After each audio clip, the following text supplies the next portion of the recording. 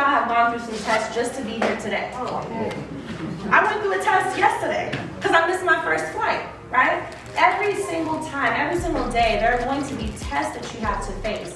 But at those moments is where you make a decision. Am I going to turn this test into a testimony? Or am I just going to let it be a test that I failed, right? We are not allowing that. We have two options. I had just had a challenge the last couple of weeks. And something that came to me when we were in the challenge is that in life, and something I want you guys to walk away with, is you really only have two options, and that is success or success. That is it works or it works. That is we do or we do, right? There is no other option. I don't even want you to think about any type of plan B, because there's what only? Plan A, right? Somebody say plan A. Plan A. Before I started my business, I worked in corporate America, like many of us. And the job that I had that really taught me a lot about entrepreneurship and business is I worked as director of sales for a life insurance company. And so when I joined that company, there were 10 employees. I was, bringing the company up. And by the time I left that company, or really when we got laid off, I had built the staff to 150 employees and like $5 to $7 million in revenue. And that was over a 3-year period.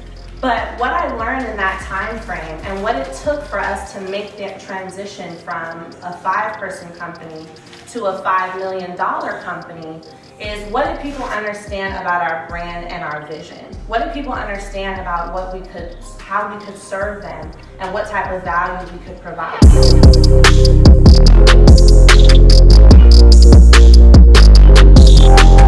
When I started this with, a $1,200 stimulus check, shortly after divorce, I think what really made the difference for me in terms of deciding to get up every day and go after it is listing out exactly what I knew I was going to be able to offer to my audience, what I knew they needed. And then another thing is market research, y'all.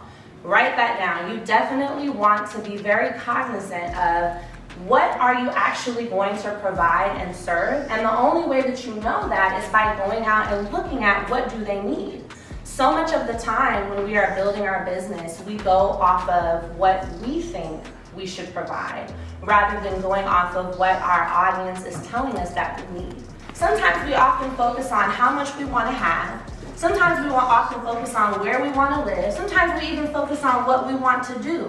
But what you have to recognize is that when that who you want to be is number one, everything else falls into alignment, right? So after I missed my flight, I was upset. I don't like missing flights. I like to be real on time with things, so I was almost going to start crying. My friend and videographer was like, girl, calm down. It's just an airplane, right? But for me, it felt like I was off path. But one thing that sat with me and that was affirmed to me by, when I got on my next flight, I ended up having an amazing conversation with a gentleman next to me.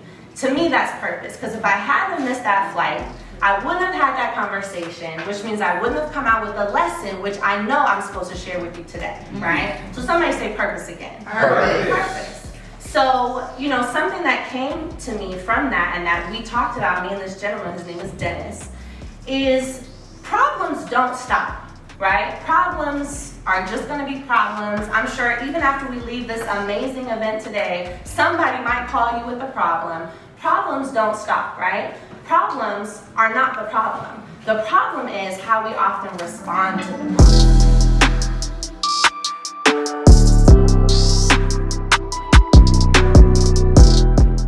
Right? A lot of us, and me included, this is my third business. The other two, I quit. I stopped. I gave up, right? People don't often talk about what happens before you finally get the tree to grow, before you finally get the plant to grow, because I had a lot of other soil that I just stopped digging, right? I had a lot of other soil I just stopped watering. This is the one that actually ended up turning up.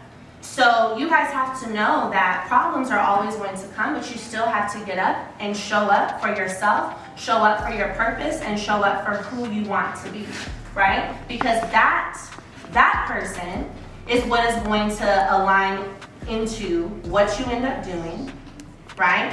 Who you end up helping, and what you end up having. So when you define who you want to be, and I want you guys to think about this, keep it in your mind, work on it for the rest of the time that you're here, when you define who you want to be, then that is going to inform the path that you take for what you end up having.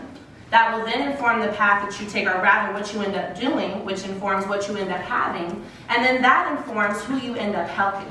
So you want to make sure that you are harvesting, right? Sometimes, and I love, Marvin, you were just talking about this earlier, you know, the seed is not the harvest.